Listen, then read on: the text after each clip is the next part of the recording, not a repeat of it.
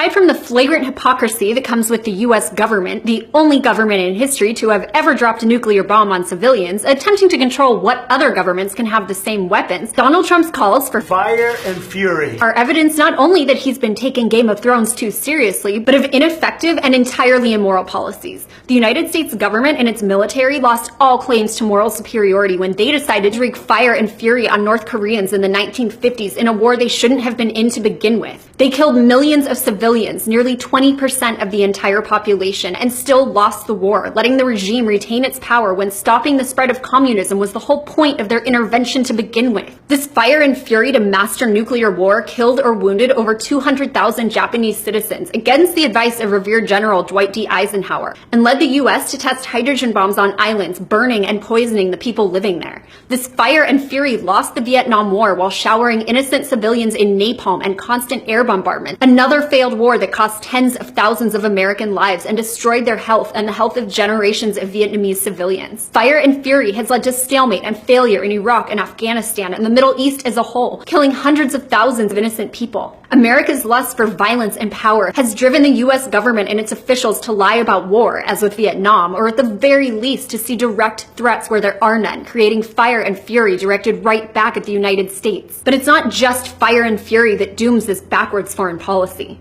After years of imposing sanctions on North Korea to stop them from pursuing weapons, they're still pursuing weapons. I wonder if this has anything to do with America's saber rattling over the years. Sanctions against Iran haven't achieved the United States' hegemonic goals and serve mostly to harm the Iranian people. They didn't stop Castro or Saddam Hussein, and they provoked the Japanese attack on Pearl Harbor. Look, the North Korean government is oppressive and authoritarian, and if you don't know much about the extent of this control, you should really look into it. But to believe that more of the same violent, threatening policies will do anything to quell tyranny as the US becomes increasingly tyrannical in its fetish for power is not only ignorant of history, but dooming the present to the same aggression, war, and destruction humanity has faced for thousands of years. What fire and fury, the likes of which this world has never seen before, does Trump hope to surpass if he makes good on his threat? The US nukes in Japan that killed or wounded over 200,000 people, its viciousness in countless other countries, Hitler's tirades, Japan's attack on Pearl Harbor? Either he's just as bad as these warmongering regimes, or he's grossly hyperbolic, and neither is acceptable. The North Korean people are already undermining their government with free and black markets, and they're slowly freeing their minds from the staunch indoctrination forced upon them. Let them fight their own battle against a government that was literally caught photoshopping a missile launch just a few years ago. In the meantime, if you're afraid of North Korea, even though Vice Chairman of the US Joint Chiefs of Staff General Paul Selva said in July that they lack the ability to actually hit the US, you were probably also terrified of Saddam or Iran or Gaddafi or Assad or all of the above. And it's time to stop pretending that more of the same saber rattling and threats of violence will produce any different results than further radicalizing other governments and people and plunging the world further into chaos.